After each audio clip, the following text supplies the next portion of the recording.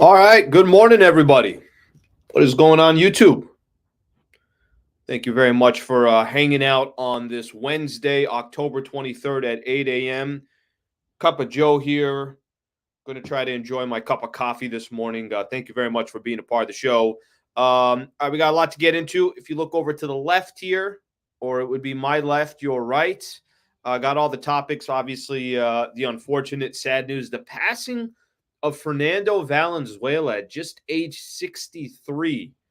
It's interesting. I read a lot about, and I listen. He came into the league. I think it was 1980. I wasn't born until 1982, and I wasn't a huge baseball fan in the 80s or anything like that. But I know the impact that he had on Los Angeles, the impact that he had on baseball, the impact that he had as a Mexican-born phenom. So I'll spend some time talking a little bit about Fernando Valenzuela and the unfortunate passing without really any details, and at such a young age. Of course, last night was opening night. Lakers took on the Minnesota Timberwolves.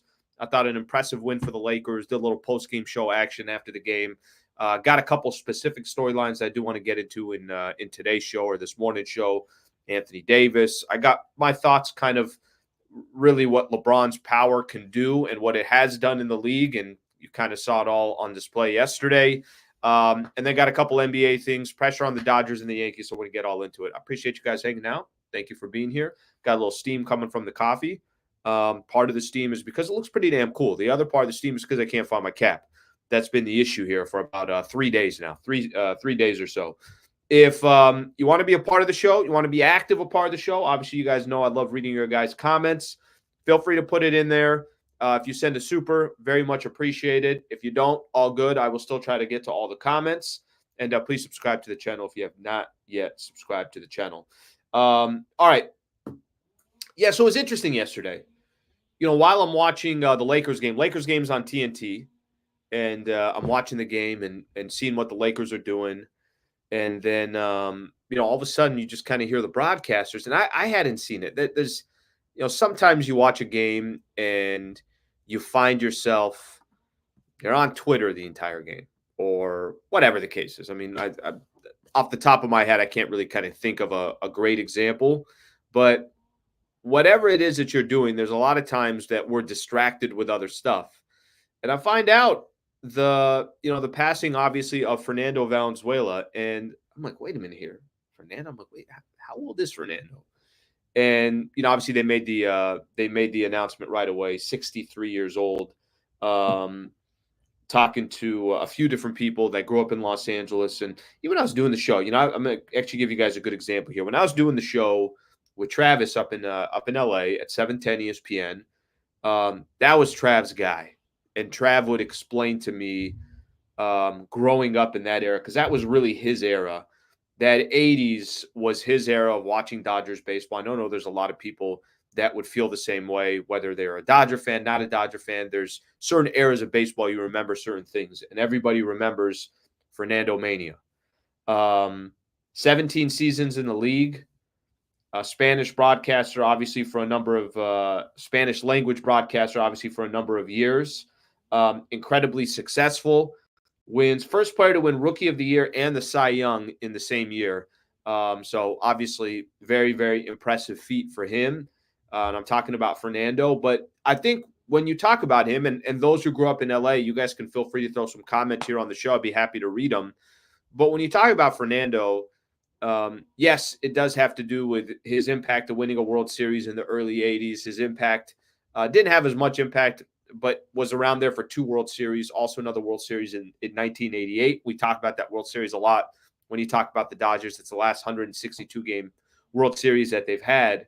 But the impact that I think he has had specifically, there was a really good article in the LA Times. And what's crazy, I mean, you want to talk about mad respect. I'm going to show you guys something, because I think this actually kind of says a lot. When you talk about mad respect for somebody, think of the LA Times and think of, obviously a paper that's so nostalgic and that is known for Los Angeles. Take that for a quick second and Look how many articles were written last night and this morning. This is the sports page. I don't even have to go to the sports page. If I just go, I think I had it. Let me see here. If I just go to the homepage, there's your first article. Somebody making a case here. Fernando should be in the Hall of Fame. All right. Here's an article. Fernando Valenzuela, who changed MLB by sparking Fernando Mania, dies. Plaschke, Bill Plaschke, really good dude. Fernando Valenzuela was the man who connected LA to the Dodgers. Dylan Hernandez, Fernando Valenzuela exuded quiet pride, understated dignity, and a high baseball IQ. And then you got all the other storylines that come with the city of Los Angeles.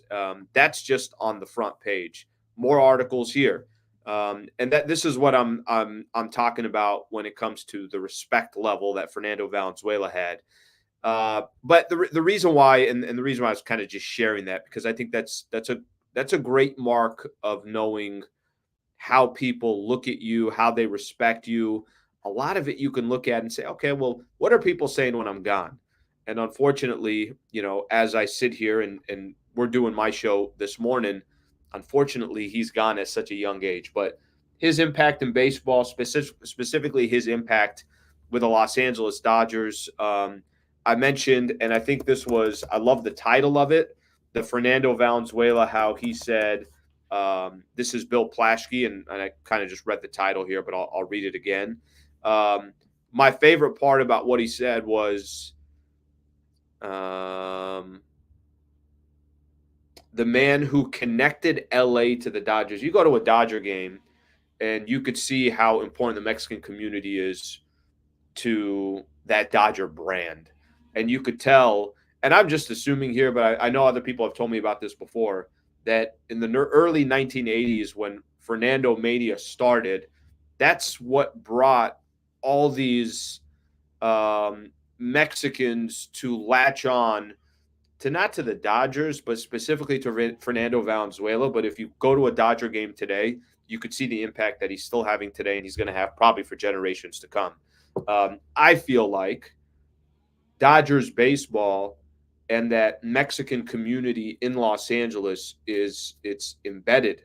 It goes into one. It just fits, and it's been like that. And a lot of it, I think, is impacted from Fernando. So, unfortunate news, very sad news.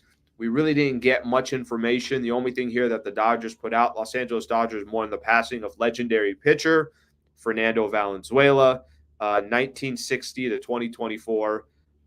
He wasn't going to call baseball games. He wasn't going to call playoff games. I can't remember when this was. Was this maybe 2 weeks ago, something like that? Because he was focusing on his health, and whatever it was, very, very sad, very, very unfortunate. And I don't really think, like I said, the baseball part of it is the baseball part. Played for 6 different teams, was with the Dodgers for 10 years, really had small stints everywhere else. I actually do remember when he was down in San Diego, played for the Padres for a couple years as well, towards the end of his career. But he's going to always be known as a Los Angeles Dodger, but he's going to be known more than just a baseball player. All right, let me take a look at some of these comments here. If people have some things here that kind of tie in what I was just talking about, then I will put it here. RIP, if you have a sombrero, throw it in the sky. That's the famous Vince Scully line. And, obviously during one of his calls, and I know Vince Scully has many, many, many famous calls. That's one of the more famous ones. All right, let's see what else we got here. RIP.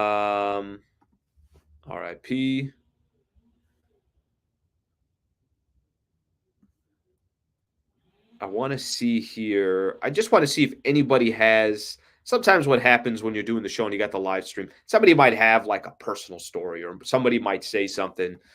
He will watch over them from the beautiful blue bullpen in the sky, reporting from Blue Heaven on Earth. Can I actually say one thing? Let me get another one. I remember when Fernando first came up at the end of 1980 season. Then the magic started in 1981. By the way, for those who don't know, just from a pure baseball perspective, this guy was handed the ball. Let me see when it was. There was an injury to another Dodger pitcher. It was on the eve of opening day. Dodgers manager Tommy Lasorda gave the ball to the 20-year-old Valenzuela, who had never started a major league game in his career. He responded with a 2-0 victory over the Houston Astros, went on to begin the season with an 8-0 record, including 5 shutouts and a .5 ERA. Tommy Lasorda came up to me and said, "Are you ready to pitch tomorrow?" He said, "I'm ready." That's what I was looking for, the opportunity to show what I can do. I don't want to spend too much time on the baseball part, but he was also a phenomenal pitcher and happened to have the impact that he had. So, yeah, here's another one here. By the way, to have a nickname be called El Toro, the bull, you must be a pretty damn special specimen, a different type of DNA, I guess you can call it. All right, let me get a couple more here, and then we'll keep this thing moving here. This is what I was going to say. I was going to say the timing of this is very interesting. I'm just going to speak of this from my perspective. Fernando Valenzuela passes away yesterday, Tuesday, October 22nd. Dodgers obviously start the World Series at Dodger Stadium on versus the Yankees coming up this Friday. It's very, very, very, very unfortunate that he passed. However, he passed at the age of 63, so young. I will tell you, if there's a silver lining, I think the fact that the Dodgers are still in the playoffs and that game 1 of the World Series is on Friday, they're going to have an opportunity to do something special for Fernando. And every Dodger fan that's there, or when Fox has the broadcast, whatever the Dodgers plan, and they're going to plan something special for Fernando, even if it's just the moment of silence, even if it's just the respect, even if it's just playing some of his highlights, even if it's whatever it is, I think there's going to be the only good thing that I could take out of this is there's going to be a time just a few days later where 55,000 Dodger fans and however many fans that are going to be watching this game across the world, literally across the world, are going to get a chance to pay their respects in some shape, way, or form to Fernando. If hypothetically the MLB season was over, maybe this doesn't happen again until April or until March, and there's so much time in between. I think there's, in a weird way, the fact that the Dodgers are still in this thing and that they can do something special for Fernando just a few days later, I think that will be nice. So those are my thoughts there on Fernando. I don't want to, obviously, for me, all I can say is it's more about knowing the impact that he's had on people in LA, but I can never speak to it the way somebody in Los Angeles can, or maybe, Latino or somebody of Mexican descent that grew up in LA, of like, hey, this swept the entire city. Oh, by the way, the reason why you have so many Mexican Americans that are such huge Dodger fans from everywhere, it's because of Fernando Valenzuela. So his impact will definitely be will be felt. All right, let me get a couple more here. Good morning to everybody, by the way. Mexicans love their Doyers. The Dodgers have done such an incredible job catering to that audience.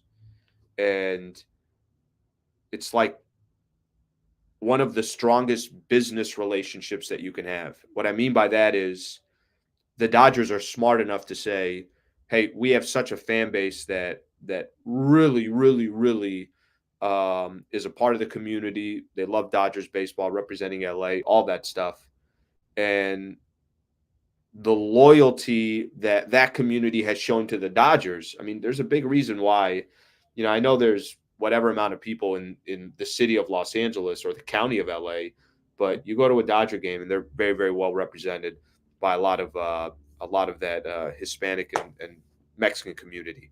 All right, let's get to a couple more here, and then I do want to keep it moving. Fernando was amazing.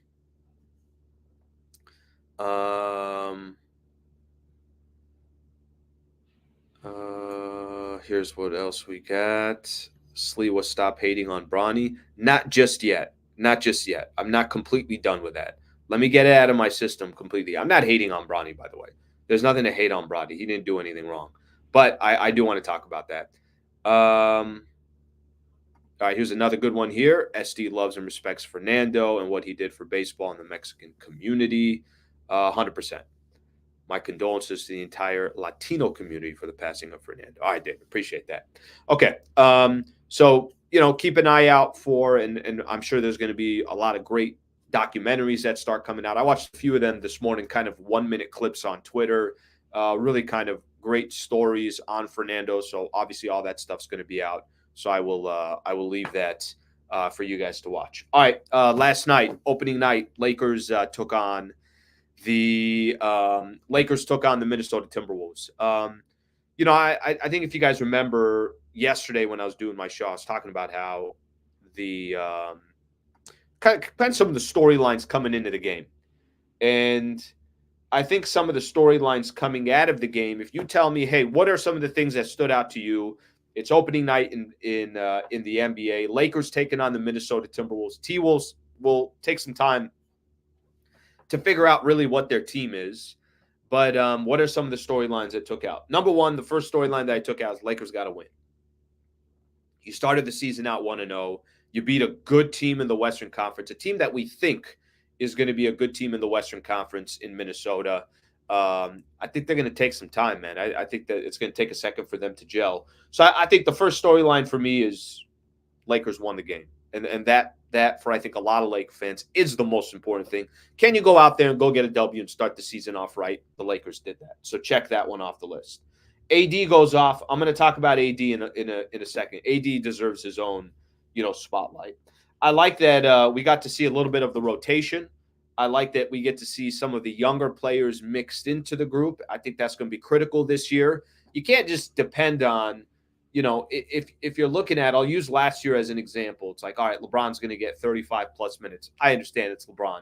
Taurean Prince was getting a ton of minutes. There were players that I think took a lot of that PT last year where you're saying to yourself, if you want to be successful in today's NBA, you got to mix in your youth. Obviously, you got to draft well. Obviously, you got to develop these players. But I like seeing Dalton Connect get 15, 16 minutes. Max Christie's probably going to get 15 or 16 minutes as the season progresses. Jackson Hayes has energy that comes to his game. Austin Reeves is a youngster.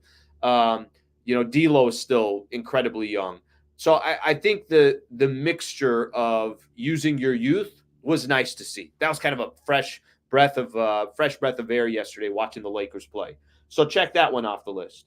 I thought JJ Redick, and you guys know this, so I'm not going to pretend on it. And I definitely, I know this will change as time comes. But I thought JJ Redick looked very, very comfortable in his first game as head coach. I thought he looked comfortable in his pregame interviews. I thought he looked comfortable at the end of that third quarter, start of the fourth quarter, when TNT put a mic in his face. I think it was Taylor Rooks who interviewed him. I thought he looked comfortable in his post-game interview. I thought he looked comfortable in game situations. I thought he looked comfortable when he was arguing with the referees, trying to get an angle here, an angle there. He looked the part. And it's not like JJ Redick doesn't know basketball. The question that everybody's going to be asking is, does JJ Redick, is he have the experience to be coaching the Los Angeles Lakers? They're before training camp started, a couple days before training camp, Lakers had this, Rob Pelinka and JJ Redick spoke, and I had a chance to go out there. I was at the Lakers training facility. And one of my questions to JJ Redick was like,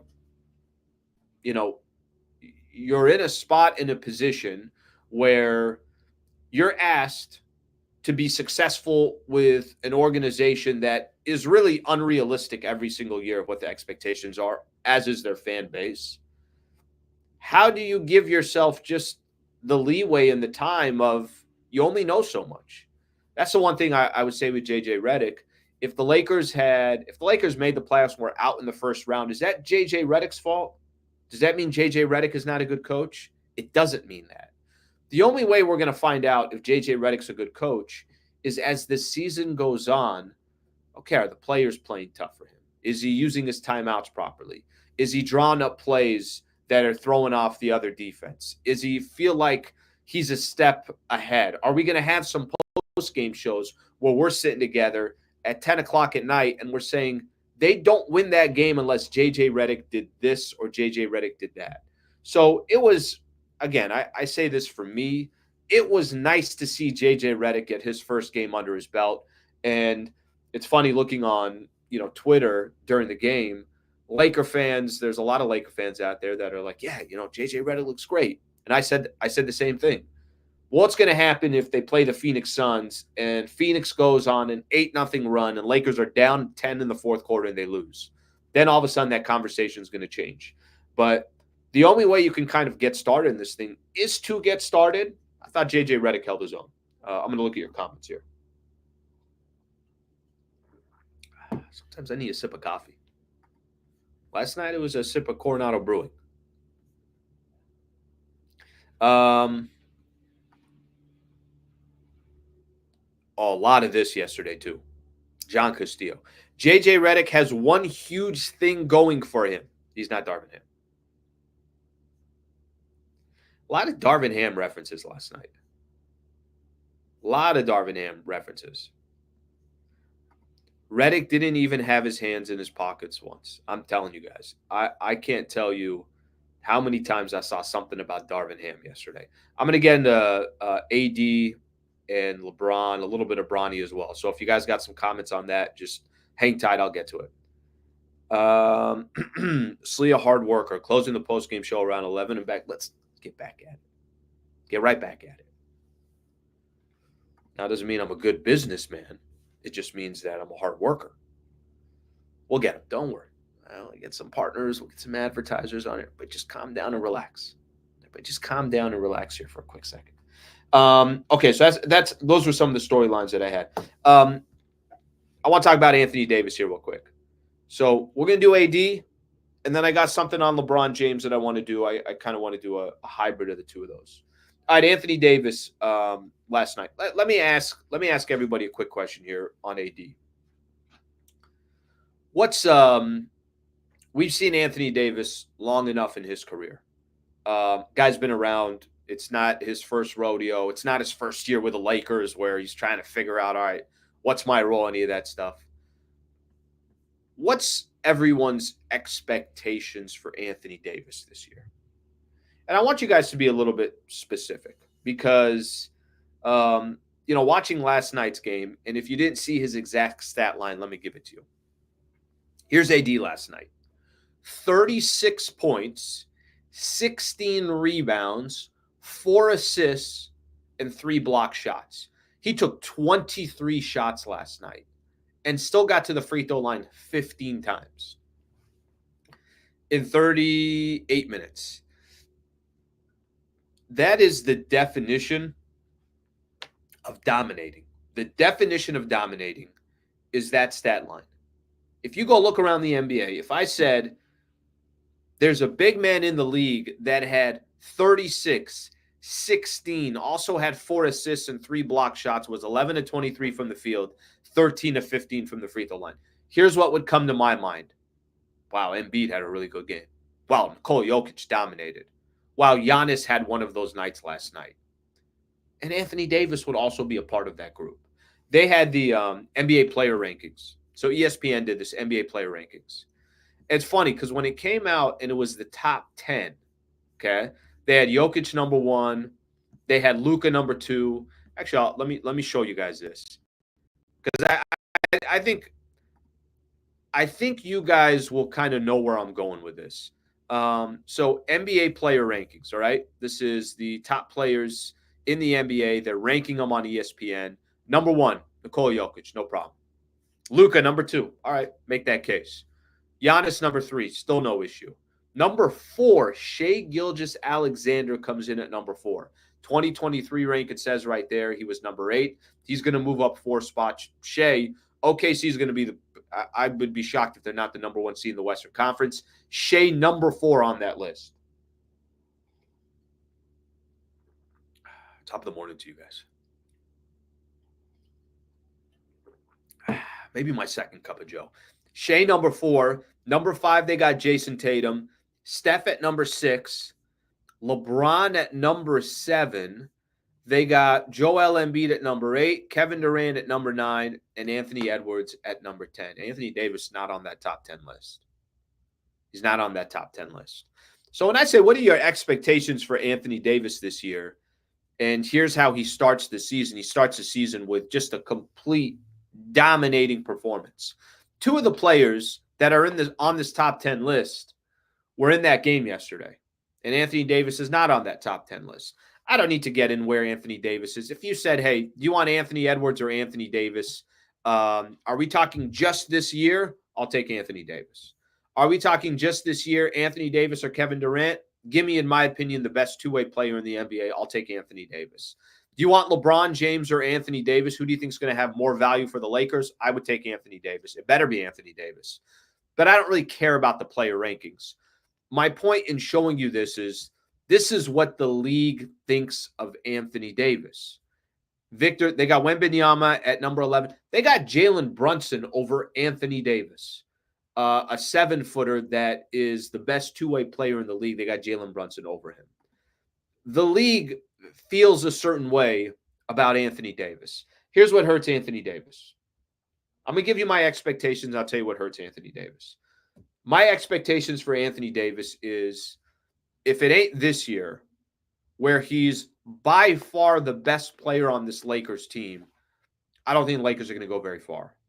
If it's not this year, that we're not having conversations about Anthony Davis being a top 6, 7 player, I don't know how far the Lakers are really going to go if that's not Anthony Davis. And I'm not trying to put everything on his shoulders, but each one of these teams that are competing for an NBA championship have a top 5, top 6 player, top 7 player, if you want to call it.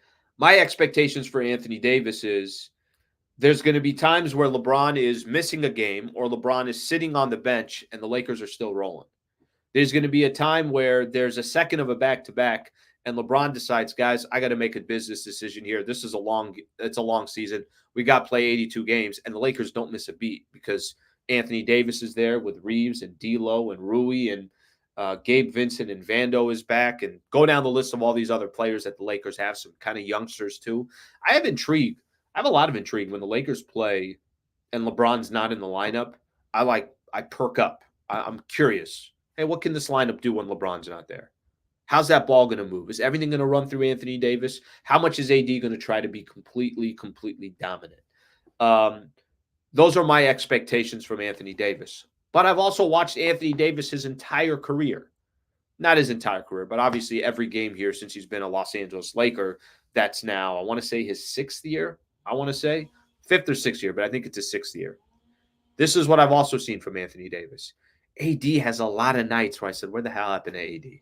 Where's Anthony Davis? How come Anthony Davis how is it possible Anthony Davis didn't take a shot in the 4th quarter? How did Anthony Davis go 4 quarters in the NBA and he got to the free throw line 1 or 2 times? That's the part that kills Anthony Davis when we talk about him. AD, there are times like last night, 36, 16, 4, and 3. That is such a dominant stat line. He was the best player on the floor, and it wasn't even close. But Anthony Davis also has those moments where I'm like, AD had 16? What do you mean he only took 5 shot attempts? And then in the post-game show, he comes on and he tells everybody that one's on me. It's like, we know that, Anthony Davis. We know that one was on you. All right, let me read some of these. Comments here. Why is there such Lakers hate this morning? There shouldn't be. What's going on? What's going on with the hate? What am I missing here? Okay, Izzy, when I say what are your expectations, he puts street clothes. Let me see here. Embiid about to play 40 games this year. You're not wrong. I mean, Embiid is already not going to start the season. I think him and PG are going to be out to start the season. I got definitely concerns about those two players with the Sixers. I mean, just kind of health, right? That happens all the time to those two players, and we'll see what happens with Embiid. Hopefully not. All right, expectations this year. AD equals Defensive Player of the Year. Can I tell you guys something? And it clearly has bothered Anthony Davis that he hasn't got Defensive Player of the Year. I got to ask this question. Next time I'm at a Lakers game and I get an opportunity to ask a question to JJ or even a question to Anthony Davis, I'm very confused why there is not best two-way player in the league. You reward Defensive Player of the Year. You reward the MVP. You reward the sixth man. You have all these different achievements that are out there. Isn't one of the ultimate compliments to an NBA player is you're the best two-way player in the NBA. You can lock it down on defense. You can drop 30 on any given night on offense. You could have 3 blocks in one night and 2 steals. You can also go off for 14 rebounds and 35 points. Isn't that like the ultimate compliment? I think so.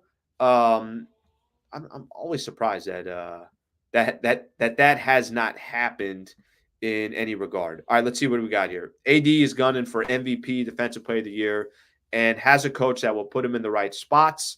Already in midseason form, coming off the Olympics. Yeah, he said he's excited that he had the Olympics this year because he feels like he doesn't need to ease into anything. AD monster last night. AD will get Defensive Player of the Year. Still's never got one. So keep that one in mind. All right, see what else we got here.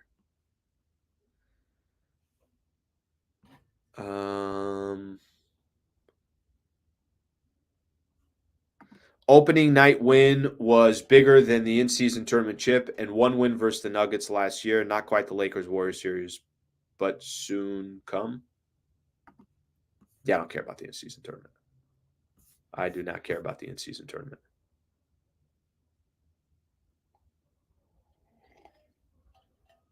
All right, let's see what else we got here. Name the two-way award after AD. Should be an MVP award. That should be the MVP award. No, not necessarily. I mean, Luka would never win an MVP. Jokic would never win an MVP. I think two-way. Got to do it two-way. All right, let's talk real quick about the let's talk real quick about LeBron last night. LeBron and Bronny, a little bit of that. It's interesting because I spent some time yesterday, and I had some. By the way, all those that wanted to talk about Bronny and LeBron, you could do it now. So if I didn't see any of your comments, make them. Start putting those in now, and I'm going to have that conversation about it. The NBA was trying. Everybody was making a really, really big deal about LeBron and Bronny playing together. First father-son duo to ever play in an NBA game together.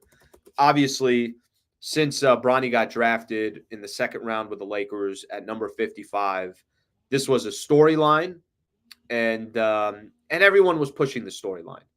And I'm not even pointing any fingers at him. I get it. It's an entertainment game.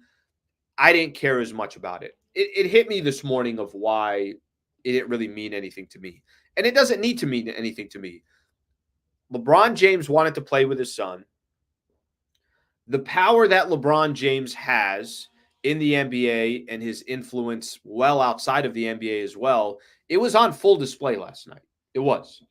What I mean by that is you go on Twitter and there's a pretty cool commercial actually with LeBron and Bronny, and it's a Nike ad. You go on Twitter and there's a Beats ad with LeBron and with Bronny. And I'm just kind of sitting there and I'm watching all this unfold. I'm like, Jesus, the power LeBron James has. All of this were just basically business decisions to get his son in the NBA. Of course, wants to get his son in the NBA, see if he could have. It's a dream of Bronny to play in the NBA, and his dad was helping him get there. And I'm gonna go back to saying this.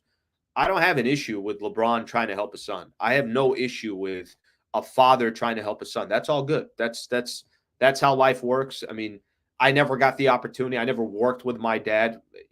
He was doing whatever he's doing. But if him and I ran a business together or he got me involved in his business, awesome. I'm sure that would be a dream for my dad. One day I have a son and I help him in any way I can. I'm sure it's a dream for every parent. But the power that LeBron has and the reason why it didn't really mean anything to me. They showed Ken Griffey Sr. and Jr. at the game yesterday, so we know they were both at the game. TNT was really kind of pushing this narrative of, what a special moment, what a special moment. Ernie Johnson even talked about how he got a chance to work with his dad. It's one of the highlights of his career. So you can kind of go down the list of ESPN writing the articles. Everybody's making a big deal about it. Here's why it wasn't a big deal to me. It wasn't a big deal to me is because it was more manufactured than authentic. That's it. When Ken Griffey Jr. and Ken Griffey Sr. play in the same game, I think they both homered in the same game. Ken Griffey Sr., a baller. Ken Griffey Jr. literally was the face of Major League Baseball for how many years? Still has one of the smoothest swings you've ever seen. Still one of the smoothest players that's ever played the game of baseball. They were both great players. It wasn't manufactured. It was the reason why that was such a big deal is because it was authentic. It was the skill set of Ken Griffey Jr. and the skill set of Ken Griffey Jr. The fact that those two got to play together, and even if it was, hey, it's late in his career, but that's a special moment because it was the resume was built already for one player, and then the resume was just about to start for the other player. And everybody knew that Ken Griffey Jr. was going to be an absolute stud and still one of the icons in the game of baseball. Like I said, when if I told you my era of baseball, I do think of Barry Bonds, I do think of Tony Gwynn, I do think of Ken Griffey. Those were like the faces of baseball at that time. What we were given yesterday, it was not authentic. It was manufactured. I'm going to go back and I'm going to say it again. I don't have an issue with LeBron wanting to play with his son. I don't have an issue with anybody if that's the narrative that they want to push. But it just didn't touch me the way it might touch somebody else because I did not feel like this is not the same thing. If Bronny was coming into the draft, hypothetically, if he came into the draft this year or in 2024 and was a top 5 pick and everybody knew like, hey, this is going to be one of the stars, one of the studs, that's a different story. Now, I think that there's going to be do I think when the Lakers take on the Phoenix Suns on Friday that they're going to do it again? No, I don't. Do I think that this is now going to start taking a back page? Yeah, it's going to probably start taking a back page. But yesterday, one of the main storylines was those two players getting a chance to play together. And if it hits somebody else, cool. Awesome.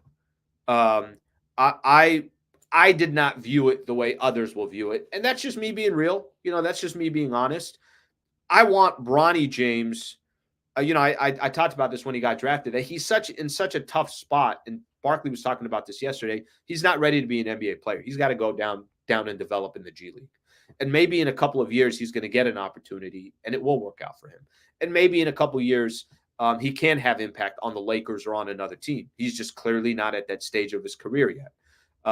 So with that being said, I hope that he now gets an opportunity to go focus on basketball. Now he gets an opportunity to say, okay, a lot of people think I'm in the league just because of my dad. Let me prove them wrong. Or a lot of people think that, I shouldn't have been a late second round pick by the Lakers. Let me go prove them wrong. Now it's up to Bronny to go figure it out. LeBron's already done everything that he can as a father.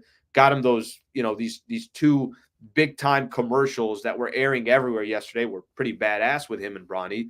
That's the power LeBron has. Now it's up to Bronny. So there's only so much that, obviously LeBron's going to do, and then it moves from there. All right, let's see what we got here. Let's read. I like this because I think people are a little bit all over the place when it comes to this subject. I think some people like it. I think some people don't like it. I think some people have no problem with it. I think some people have a real issue with it. I think this is kind of a polarizing subject.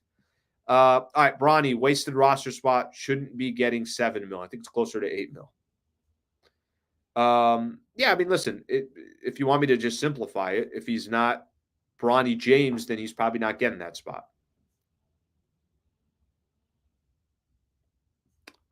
John Castillo, Slee B100. Do you think you can take Bronny? I'll Euro step his ass.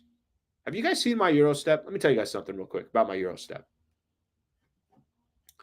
People in Europe have reached out to me and just said, hey, we thought we created the Euro step, but the original origin might be Sliwa. I've heard that before. Go look at my inbox. Gmail.com. Type in Alan Sliwa.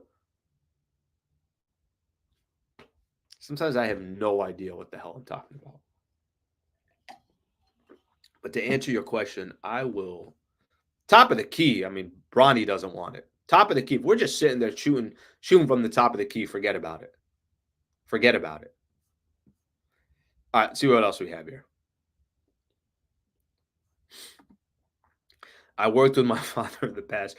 Overrated experience. You guys want a quick, funny story about my dad? My dad passed away 2011. Actually, October 26th will be the anniversary of when my pops passed away back in 2011. So in a few days here.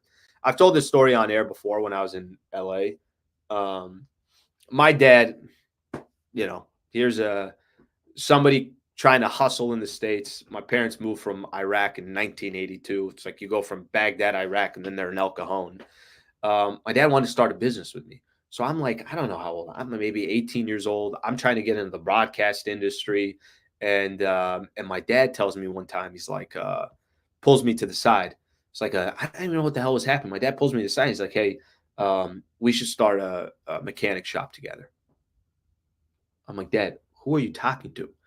He's like, you and I should open up an auto body shop and we'll be mechanics. We'll start a business together. I'm like, Dad, I've changed oil in my life maybe twice, and I don't know what the hell I was doing. You've never changed oil in your life. Maybe you've changed it one or twice. How are we going to run an automotive industry? How are we going to jump in the automotive? What, you want me under a car in 108-degree weather in El Cajon?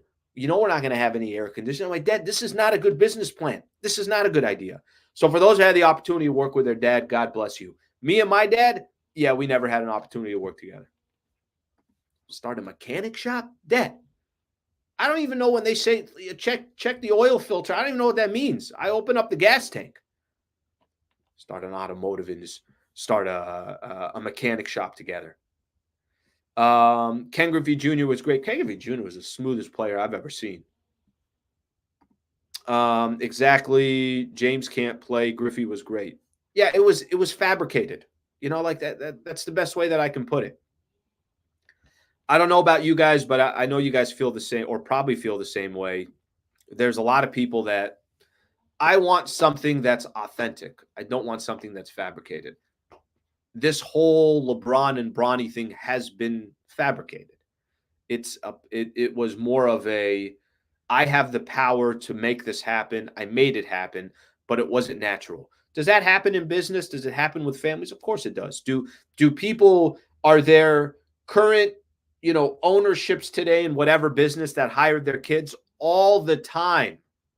But it doesn't mean I have to praise it. And it doesn't mean that I have to stand there and say, hey, this is one of the greatest iconic moments in NBA history. I don't need to do that. And I won't do that because that's not how I feel.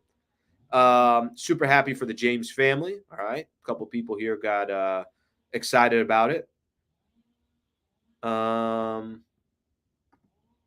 Exactly. Ken Griffey Jr. belonged in MLB, not sure belongs. Listen, I'm going to go back to this. I really do believe it. It's up to Bronny now. Now it's up to Bronny to go try to make it happen and needs to do everything that he can to prove others and prove to the doubters out there that he is a real player and he does belong in the league. Slee, after the Euro step, you can shadow box Bronny with a 1-2. If I do Euro step right now, I'm just going to tell you something. I'm probably turning my left ankle. Left ankle probably is gone.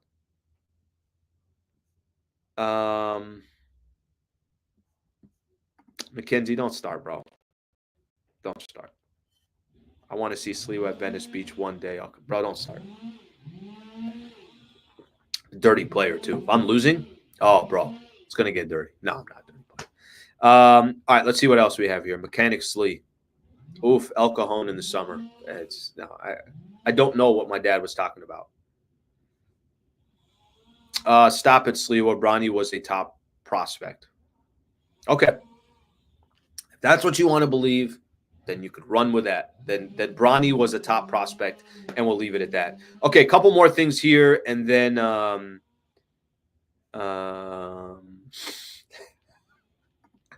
we take the Slee out of sleazy mechanics. Can you imagine me trying to fix a car? You know how quick we'd run out of business? The moment we got the loan from the bank, we would already be filing Chapter 11. Chapter 11. I don't even know what I would just say, guys, this thing's not going to make it. All right, let's keep it moving here. What did I just do? We just did the power and Bronny. By the way, LeBron's power in the NBA. I've never seen. I mean, I know you could say Michael Jordan, his power in the NBA. I know there's players that have had incredible amount of power, but LeBron's power is just it's stupid. It's crazy his power and still doing what he's doing. You know, Bron played 35 minutes yesterday. LeBron played 35 minutes yesterday in a season opener in his 22nd year in the NBA. Just stupid, just ridiculous. Okay, one other thing as we sit here and we get ready for NBA basketball to everybody's playing now. So that's kind of the exciting part of where we are. Just a couple things I want to point out here real quick. By the way, tomorrow I'm going to spend a lot more time on Yankees Mets. Dodgers, Yankees. I'm going to spend a lot more time on that series. So just a heads up, we'll get more into that as we get ready for game one. But NBA starts, obviously. It started last night, but now you got all the games that are about to get going. And now you get all the other teams in the next 2 days that are going to play. I want to go back real quick to last night's game and then a couple thoughts on tonight's games coming up. Boston had 29 threes last night. They broke a record, an NBA record. 29 three-pointers last night, the Boston Celtics hit.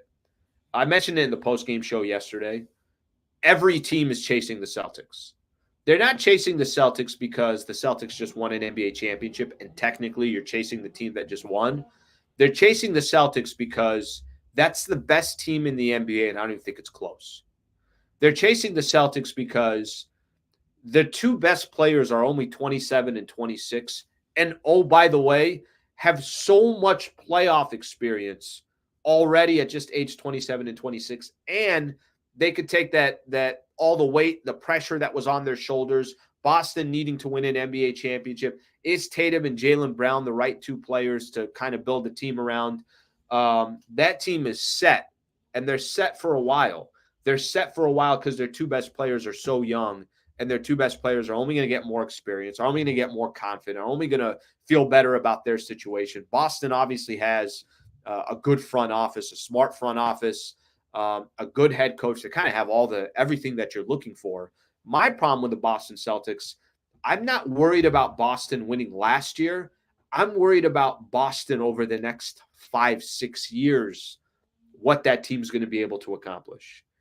They're in a ridiculous spot, a phenomenal spot. So if you were watching the Celtics yesterday, I didn't really watch too much of it, but I read about it during the Lakers game yesterday and spent a little time. I saw TNT do the highlights for it as well.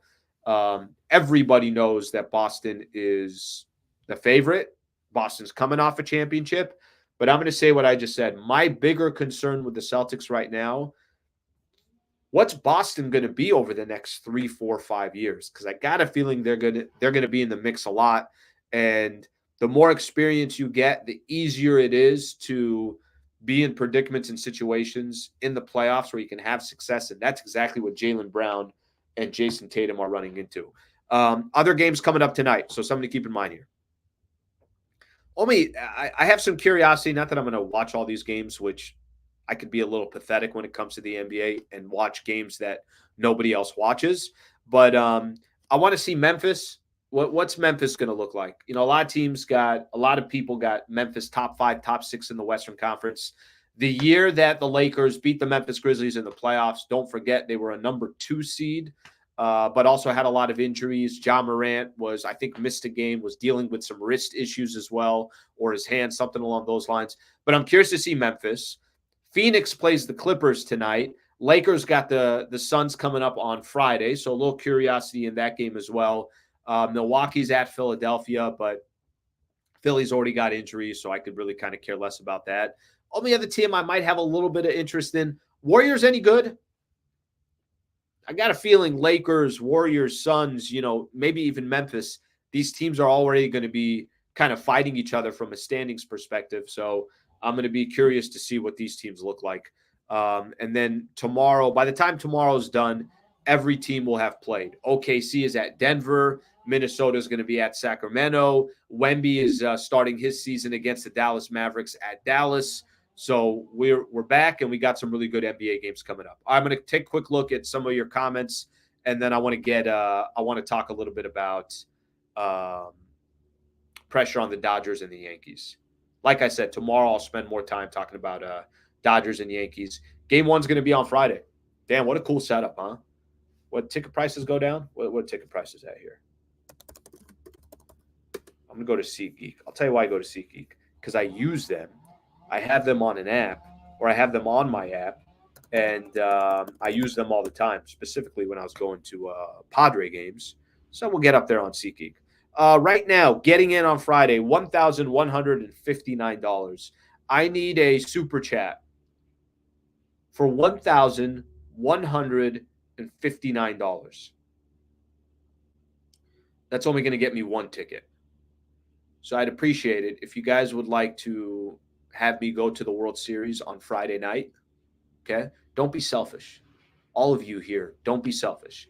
If you want me to go to the World Series on Friday night, so then Monday I can talk about the game, I'm going to need $1,159 from a couple people. And then, of course, on Monday, I got to fly to New York to go see Dodgers at Yankee Stadium. I'm going to need $1,340, and that's not including airfare. So you guys as a community there, okay, as the Sliwa show got the squad here, you guys figure it out.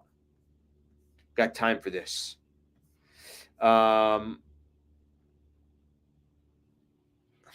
Slave was any other day. It's a famous Ireland line there.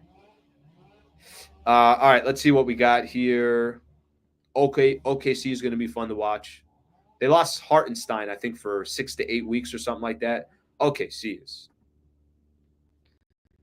ridiculous. Slee, watch out. Watch the Rockets. Rockets are good too. Look, they got a good head coach. They got a coach that has kind of his own culture and his own style, and you got a lot of players that have bought into it. The Rockets they're going to be a nuisance this year. And when you play them, they're going to be tough, and they're going to be gritty, and they're going to tick you off in the whole thing. That's nothing wrong with that. So, Knicks gave up 42 in the first quarter. Jeez. I didn't know that. Boston's going to repeat. You might be right. I mean, I think right now it's really, really tough to make a case for anybody else. And maybe I'll do that. Maybe I'll tell ESPN, like, hey, guys, I know we don't work together anymore, but I'm going to go ahead and need a credential on Friday.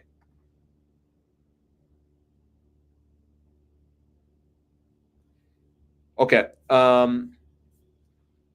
Who's got more pressure? And I want you guys to just hear me out on this first, because I know there's going to be a knee-jerk reaction. Dodgers are – let me actually start with the Yankees. Yankees are the most popular franchise in Major League Baseball, one of the most popular franchises in all of sports, period. I don't want to hear anything. The New York Yankees it's Lakers, it's Man U, it's there's only a few of them. There's only a few of them in all of sports, and obviously the Yankees are one of them. Aaron Boone has been the manager for 7 years with the Yankees. The Yankees have not won a World Series since 2009. And I know a lot of people look at the Yankees and they say you're going to have a West Coast bias. We always hear the East Coast bias. You're going to have a West Coast bias. The Yankees are basically expected to win a World Series every single year. Making it to a World Series and winning a pennant is a pretty special accomplishment. However, if you're the Dodgers or the Yankees, especially these two teams, it's kind of like, all right, but you got to win it. You can't just get there. You have to win it. Do you know this, that since 2009, here's the New York Yankees, and I could go just Aaron Boone, but since 2009, when they won the entire thing, okay, lost ALCS, lost ALDS, lost ALCS, lost in the AW or the I think they lost in the World Series. They lose in the World Series. Since Aaron Boone has been there, 2017, lost ALCS, lost ALDS, ALCS, ALDS, ALWC, ALCS, didn't make the playoffs last year for the first time in 7 years. and then obviously they're in their playoff run right now. As much as people look at the Dodgers and say all the pressure's on the Dodgers, or the Dodgers need to cash one in, you can make a case for the New York Yankees. Now, I will never make a case, because maybe it's because I've watched and I've seen what's happened with the Dodgers over the last 12 years. I think there's more pressure on the Dodgers. Dave Roberts has been the manager for 10 years. You haven't won a 162 game World Series since 1988. You've had a tremendous, tremendous amount of success in the regular season. You've got to the World Series and have lost there. You've lost in the NLCS. You've lost in the divisional round. You've kind of lost everywhere. And the only thing that you have that you can make a case for your team, the only thing you can really make a case for is obviously that 2020 World Series. But I've interacted with a lot of Dodger fans over the years that say, come on, that World Series, it's a 60-game season. They need 1 in 162 to justify the success that they've had over the last 12 years or so. If I looked at both of these teams and both of these franchises and both of these managers, Aaron Boone and Dave Roberts, and I was making a case, which team and which manager has more pressure, if I tried as best as I can to convince you it was the Yankees, I just wouldn't believe it. It's the Dodgers. The Dodgers got the most pressure. The Dodgers have the team with Shohei Ohtani. The Dodgers have a team that's been knocking on the door for how many years? The Dodgers have a squad that's been to the World Series, that's lost in all these different rounds in the playoffs. The Dodgers are the one over the last 2 years that lost in the divisional round, didn't even get to the championship round. I think it's got to be the Dodgers. But if you're a Yankee fan out there, you're somebody from New York, I know those individuals would always make the case that it's the Yankees. Yankees have more pressure because they are the underdog. Not by much, by the way. I wouldn't make too much of that the Yankees are this big underdog or something like that. Yankees can win this series. Dodgers can easily, obviously, win this series. But I don't think there's this like, oh my gosh, the Dodgers are going to have such an advantage. I don't think that exists at all. Let's see what else we got here. Make me a 51% owner of Sliwa Industries, and I'll get you a World Series ticket. Okay, now we're negotiating. Now we're in the middle of a negotiation. Okay, it's an interesting take as far as pressure goes. Yankees win, guarantees Soto resigns. He's going to resign there anyways. Dodgers are underdogs given their injuries. They're not technically underdogs. If you go ask Vegas, more of the action is going to be on the Dodgers, or the favorites are going to be the Dodgers. All right, let's see what else we got here. Dodgers because of the off-season additions they made. Yeah, listen, I think no matter what, I think it's going to be a good series. I think it's going to obviously be very, very entertaining. But I think pressure-wise, I think it's always going to be, at least for now, it's close. I think you could definitely make a case for both of these teams. But I think ultimately, at the end of the day, probably still leans on the Dodgers as more pressure there. Okay. One last thing here, and then we're going to wrap up the show today.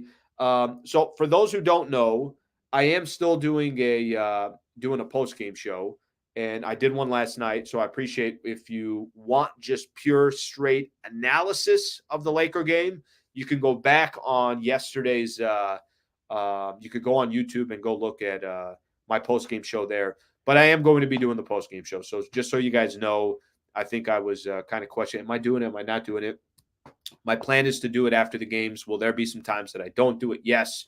Will there be some times that I'm not in this studio? Absolutely. But my plan now is to do the post-game show. I will be back. So tomorrow, and I got a couple more of these that I want to read. Tomorrow, same thing, 8 a.m. to 9 a.m. Tomorrow will be pretty heavy Dodgers-Yankees. So there is going to be a little bit more of that, and keep that one in mind. Dodgers have more pressure. They were expected to win with the moves they made and what they have done in the season. Dodgers in 6, I will take the bets and go from there. Izzy did call this. Izzy did say he called 10-0 to start the season yesterday, still on pace. Izzy, technically, you're right there. technically, you are correct right there that they are on pace for that. That's not going to happen. Go 6-4, and I think that's great right there. Let's see what we got here. BC is blocked immediately. Okay. I think that's all we got there. Appreciate you guys hanging out for 1 hour. Thank you very much for being here. Unfortunate news, obviously, about Fernando Valenzuela. Passes at the age of 63. Lakers over the Minnesota Timberwolves from a basketball perspective. They start the season out 1-0. We'll get back with you guys tomorrow morning. Thank you for hanging out. Hope you guys have a great rest of your night or a great rest of your day. And we'll get back with you guys soon. Thank you, guys.